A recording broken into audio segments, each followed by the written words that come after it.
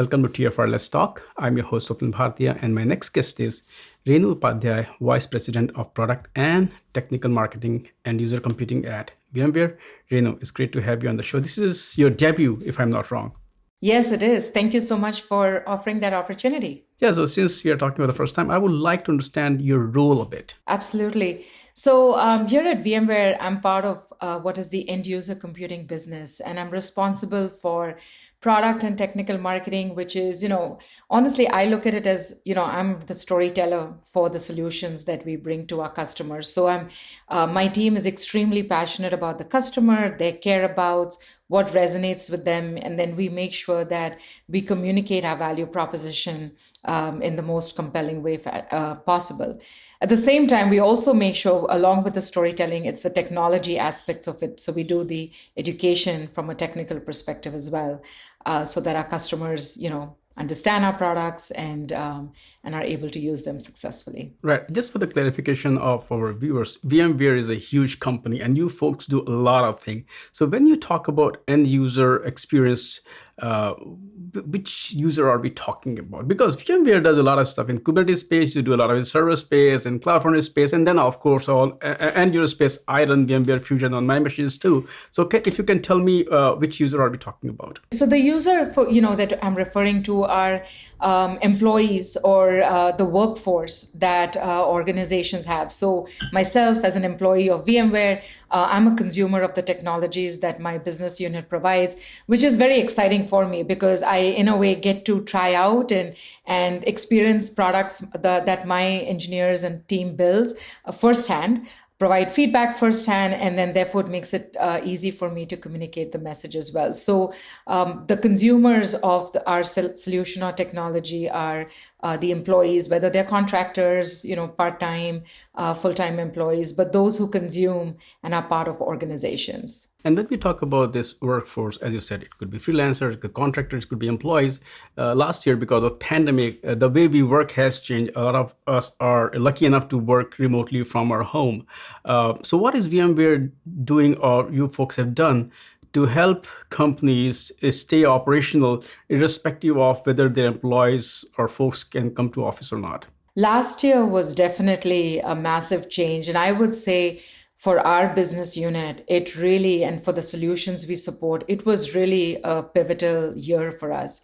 Primarily because the technology stack that we provide has always supported remote work, right? So the virtual desktops and applications that we provide, nurses, doctors use it, education institutions use it. But they always, or even inside of organizations, you have engineers who use it, like you mentioned earlier. But remote was always something that was occasional, unless, of course, you're, a UPS driver or a FedEx driver or working in retail stores. So something that was occasional became 100% for everybody, right? So the solutions that we offer, whether they were access to applications on mobile device, whatever device you choose, or your laptop, or access to your desktop, which is kind of streaming. If you think about like Netflix streaming, you're streaming your desktop from the data center, wherever you may work, on whatever device you may choose to work on, really took off and had a lot of resonance with our customers because they suddenly, overnight, had to make sure the employees could work from their home successfully, right? And so we worked with organizations across the world, whether they were educational institutions where students were now needing to connect into their coursework, right? And the faculty was remote, and how couldn't they do that in a secure fashion and quickly? Whether it was, from a retail perspective, it changed because retail went through a transformation, but you saw a lot of online shopping happening and delivery businesses take off. And so how do you mobilize that workforce?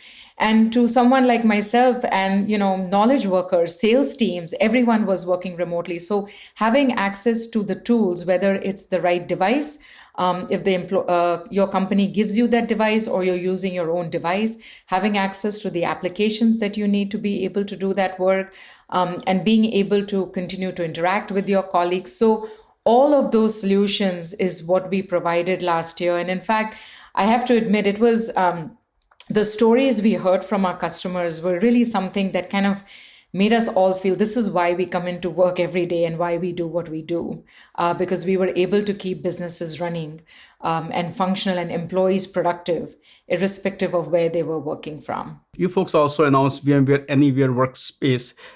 Tell me more about how does that fit into this whole picture that you just explained, and what is it all about? Exactly. So, so last year really became that catalyst. As I mentioned, we supported remote work, successful remote work with the right security and manageability because many companies had remote, employees, but not at this scale, right? And not at this sort of global level.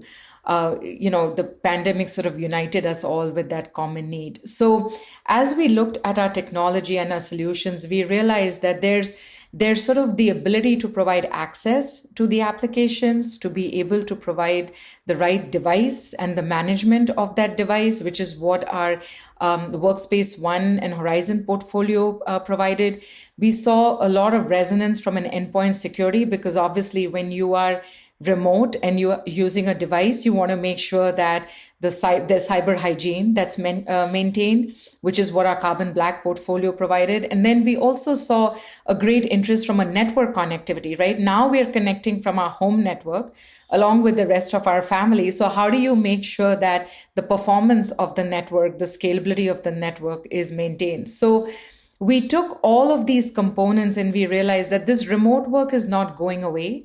In fact, it's going to be the way organizations operate, and we call those like anywhere organizations, right? Whether you work 100% from home or or are flexible or somewhere in between, this is not going away. And we have an opportunity to address the challenges our IT, consumers faced in terms of, well, how do I enable this remote work? How do I give devices? How do I allow employees to use their own devices if I can't ship a device to them in a timely fashion? How do I make sure that network connectivity is performant and secure? So in order to address all of these challenges, we defined Anywhere Workspace. And we put together this unique combination of solutions across, as you said, VMware is a big company. So we brought together these different portfolios of technology between, unified endpoint management and virtual desktops and apps, from end user computing, the endpoint security, detection and remediation from Carbon Black, and from the VMware SASE, which is Secure Access Services Edge, which is another trend of technology that has taken off. We brought these technologies together with unique integrations and call that Anywhere Workspace. So again, thinking about the customer first and what their pain points are, whether they're networking or in the IT organization or in the end user services or security, and how do we provide a comprehensive end-to-end, fully integrated solution to them. So that's Anywhere Workspace. And we really think it's really going to define sort of how organizations are looking at from a future of work perspective. Right. So it's not one solution. It's kind of a package of multiple, as you mentioned, VMware technology. Then you answer a lot of questions that I was going to ask, because bandwidth becomes a big challenge, security becomes a big challenge. So thanks for answering all those questions. You also talked about challenges, and I do want to talk about that. This is two aspects. One is the technology challenge, and one is cultural, social challenge. When somebody is using the same device for personal work and office work, typically we are behind, firewall, so there is a clear line there. So when you work with the companies who use this, what are the challenges? What are the patterns that you saw there, which also kind of help in kind of improvising and creating this solution? Yeah, it's a great question, because remote work itself last year challenged a lot of preconceived notions organizations had, right? So if I allow my employee to work from home, are they really working? If I allow my employee to work from home, are they really using the very expensive laptop I bought for them for work, right? Or what kinds of applications are they downloading on those devices?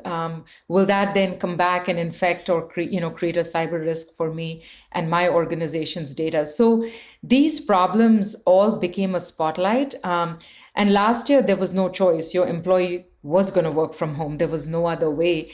And that created a change in mindset. And so, with all the conversations we've had with customers, there's really this open-mindedness, right? We hear about, and while we hear about burnout, right? Because now there's no break between in your work day from when you drove to the office and came back, and it's kind of never ending.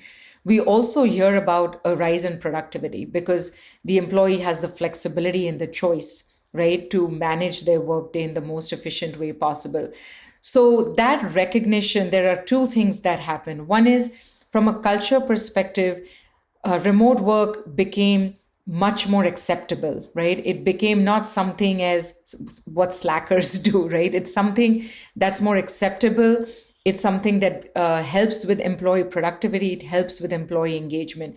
That was a huge mindset shift that we should recognize, which is why HR organizations, and you talked about talent earlier as well, right? They're much more open now to hiring the best talent wherever they may be and don't require. But you have to treat remote employees as first-class citizens, right? You can't get back into a meeting room and then forget about that a remote employee that's trying to contribute, over a phone bridge, for example.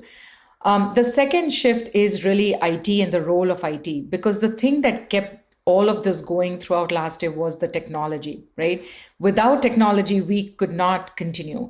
Whether it was businesses that transformed, right? Whether you had to scale delivery businesses or you had to change retail and how you operate, shifting from an in-person store, brick and mortar store to online retail, because that was how you could survive, to all of us employees who were able to stay productive. So the technology is what kept us going. That application of technology is what kept us going. So it's important to remember those changes. And then as you take it forward, use that to say, okay, how do I craft going forward what that'll look like? Because if an employee chooses to work from home, what's the boundary between work and personal privacy, right? So those are some of the things that are very important and that we continue to keep front and center as we design our solutions, is that there's always that difference, right? Keeping a barrier between this is work, this is life, and that employees' privacy is always, it's privacy by design, right? It's always kept in mind front and center.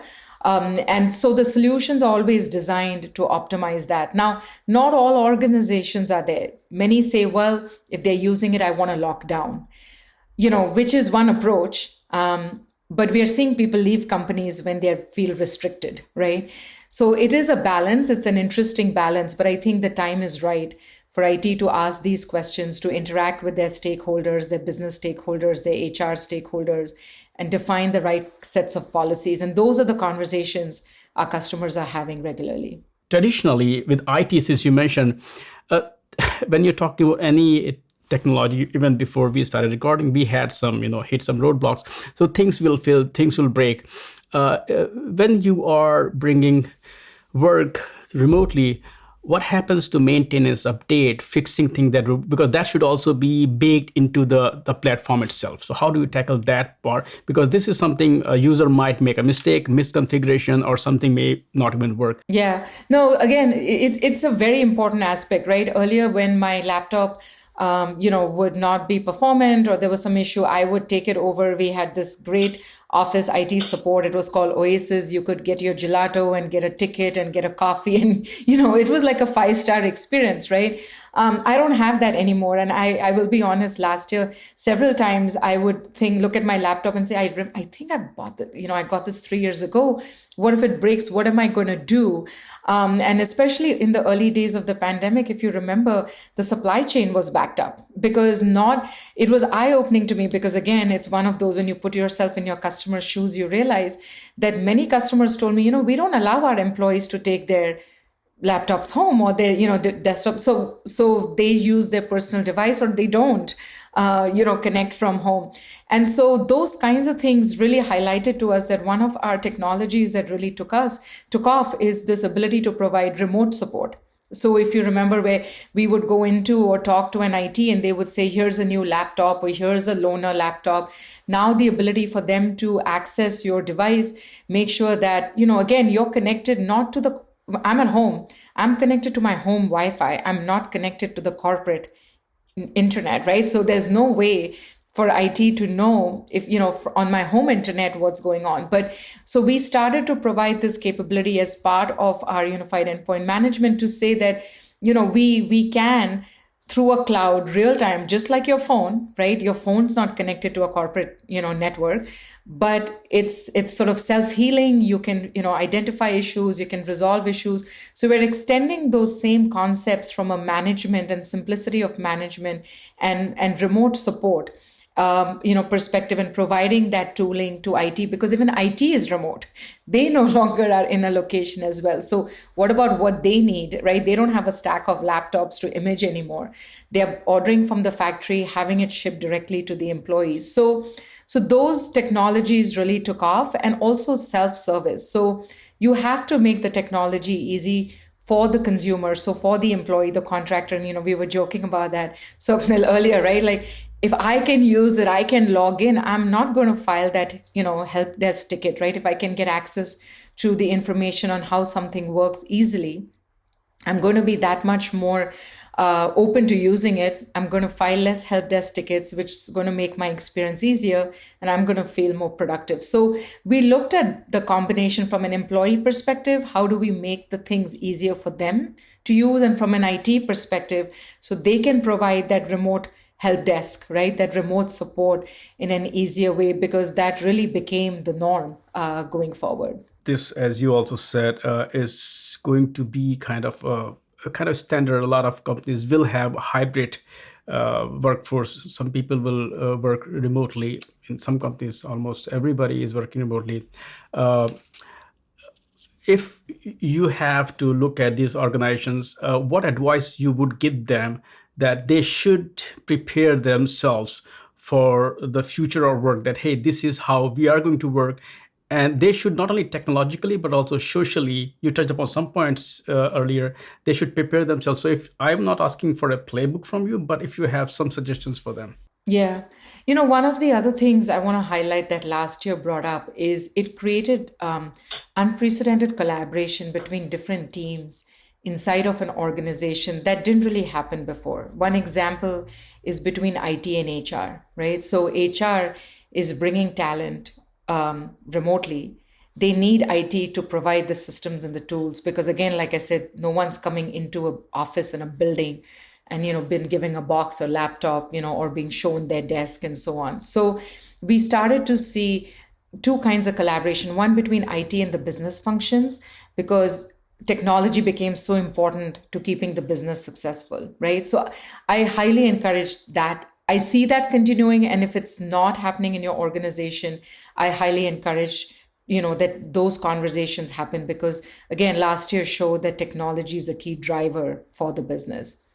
The second sort of collaboration that happened is between the IT functions, right? Because I can no longer just think about the network if the device doesn't exist. I can't think about the device if the security doesn't exist, right? So even inside of IT, we started to see sort of greater dialogue and collaboration, and all of them working towards the common goal of enabling the business and enabling the employee. Because if neither of those happen, then, what's the point, right? So that became the why for the collaboration between those teams. So I, again, encourage, from a culture shift, right? It's that keeping the employee front and center, making sure that the HR policies, how you think about talent, is grounded in how the technology can support those policies. Because you can say, well, employees remote first is great, and I'm going to treat a remote employee as a first-class citizen, and then give them crappy technology to log in, or they struggle with access, or they can't find the PIN codes and all.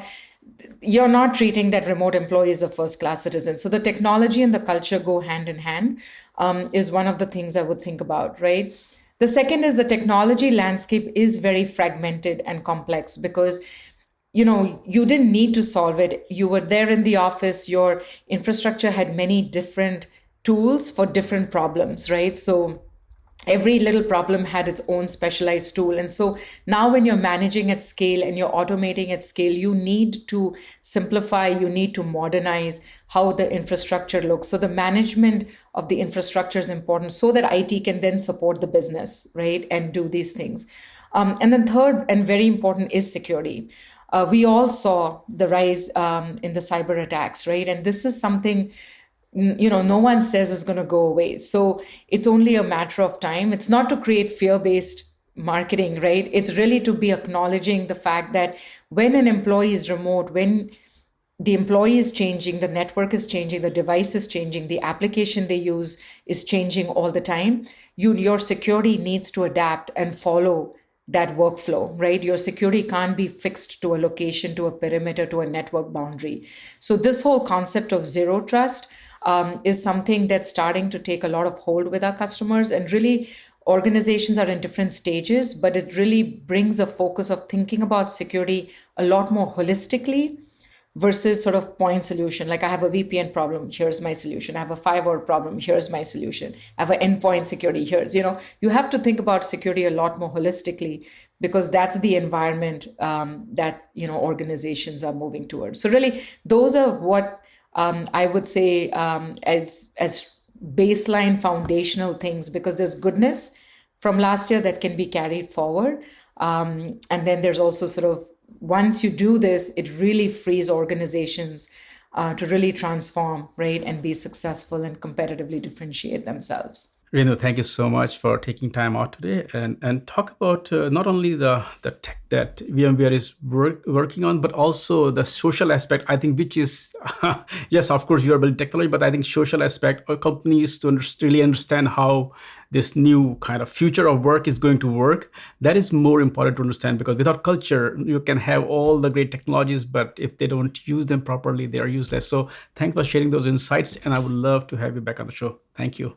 Absolutely. Thank you so much once again for having me join. Have a great day.